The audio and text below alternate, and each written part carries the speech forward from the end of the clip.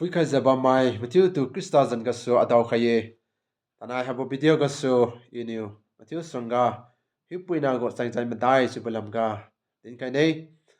alini tanai lungba mo gdi pri hasitu gdi pri go Chengjai na thin manja bamukum tingwang nai aliu ka gdi ti ja Hiupuina go Chengjai sina tu ja thin manja bamboy first law sina tu ti ne tingwang ni nun tu lung saye siniu pani na leng plan ka wi bo ka den khai ba me tingwang go lung sa ba se aliniu gospel zone sum go kristro go sum sa silawai khadi tingwang go plan hase john kri go fi chai aliniu ngolo nei siga jisu ni dinei ini gdi pri ga wang ma hai si na liu le karing bo pi khara khadi na liu ni karing bo lu taw za machang ta thui ja lung ra le wang boy jewe jadi thanai de kam cha aliu mai ka kem nu kam ting mong go lung sa bulam aliu sima za lung bam lo khadi pugo plan hai se aliu lung tang lu ma za lung bam lo chibutinga plamra aliu mahi na sin nuan ten mi dei siniu panya bo Chengjai sin tu ti nei aliu mahi na sin nuan ten mi dei khadi tingwang pam go cha aliu tiu ka mi dei siniu tingwang go lung sa bulam ga aliu singam lu lak mi dei khadi tingwang go plan sa su ja aliu lung tang ngam lu lak mi dei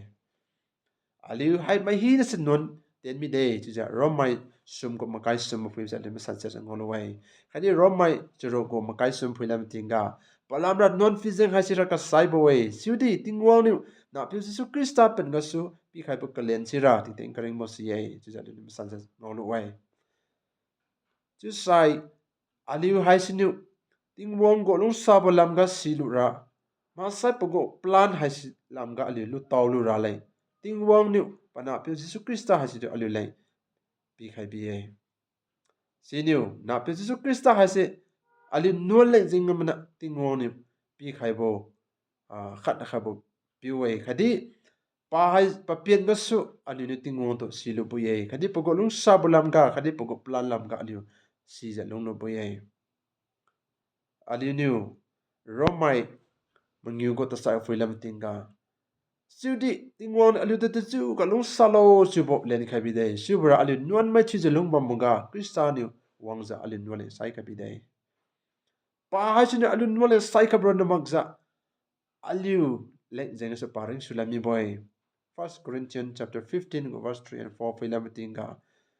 masal masron ni dimu kumja krista ha chu alu nuan sai ka bi dei chu ja patom phom kha bi dei kadi jeng sum banai paring sulami dei chu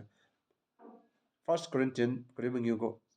verses 3 and 4 gal in Fisam such as ngolo way. Situza seba zengna zisoni alu nole cycle za ring sholami zaina. Pa se alini tingong ko ga ungana bo impuisi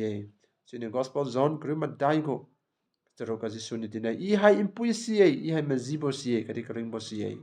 akuga soma ze mai kan ni di apio ko lam ngolo lage je di mi boy. Alini ting mongol lung sabulam ga sibam tadi pani le plan ko wi ba kedeng khai ba mechi sa sibam tadi ali hai se lu tauza lung ra lai pageng ba me seniu Chengjai Madai ne dinai ali hai se krista jesu ha ali ring ting ga lu khai ja ali go ran kai piu khati ali rapi tu jalu khai ra ye chu sai tingwong go lung sabulam ga ali si ja lung sunai kadi tingwong ne le pi kha kedeng ka bo plan ha ja lung tang ja lung ra boy chu sai de tu sa lu rapiu ji su de lu khai lo krista de lu khai ro dip tinga malum pen ale lu khai lu bu ye ale ni gospel zone khai go kruni ga 15 ga chiti mai ka ke mani patu lu khai ye khadi patu malum khai bi ye situ je patu lu khai je malum khalu ma hi na tu tingwong na ma chura pani pam tan pi khai bi ye chu we khadi Ephesians chapter 2 go verse 8 and 9 filam tinga palamra lung set pe new na new tu tu ja ran khai bi de tu ja alinu chuja ifi samai niago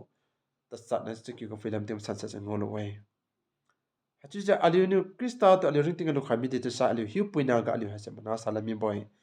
gospel zone sum go khai ga so ta sa pui sai Hiupuina ga mana samalam ga masan cha ji ro khai bo ti ka bali ngolo way chuja alinu krista hasi to alu lung son ga lu khami de to sai malum mo pen alu lu khai bro na mang za alu hasnu krista hasi to alu ring tinga personal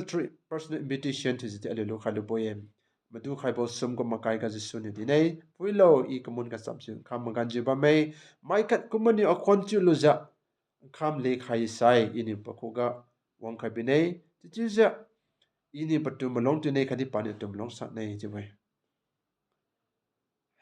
situ sai krista to lu khai bo chu ba se aliu ditiu lo tu tinga aliu ron aliu ku gas tingong ku ka kala nong lam mo hai si ai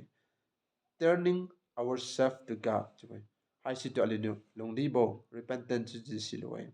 khadi krista ha si aliu ring ting wang khai ja aliu non ko khara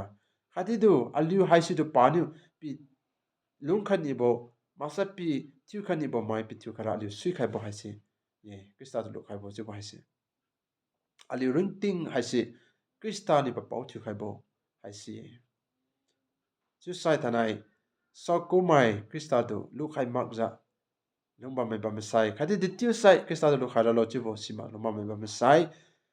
krista do lu khai bo haisi malum mo pe new ji sa ka khain chu za ka khain chu bo ka so di krista do lu khai lo bu ye chu bila ma idin khanai atu za ali new malum za ka khain chu za krista do lu khai lo bu ye ra pi jisu i nantu masene anuan leng zaini sin sai ga nang sai kha zaini i nantu thwane alung chun hai se i lepa khaija nantu hai se arapiu kadi au ran ka piu tu jalu khaye anuan hi na ko kha be zaina khadi aleng ti teng kring mo pi kha be zaini i nantu thwane aring ting hai se namnu thin piu khalo situ za atu hai se namnu masen ba ma pi tu khalo krista zan ga su amen atu za aliu hai se malum bo pe nu ka kheng chu za krista da lu khalu boye chu bo din taw khaye Hiupuina ko Chengjai Madai lam ka din kum dikha kha kami boka habo video ka so fei khai za king khai chu kha mai Matthew na perika tingong nu phai ka bo thimelo amen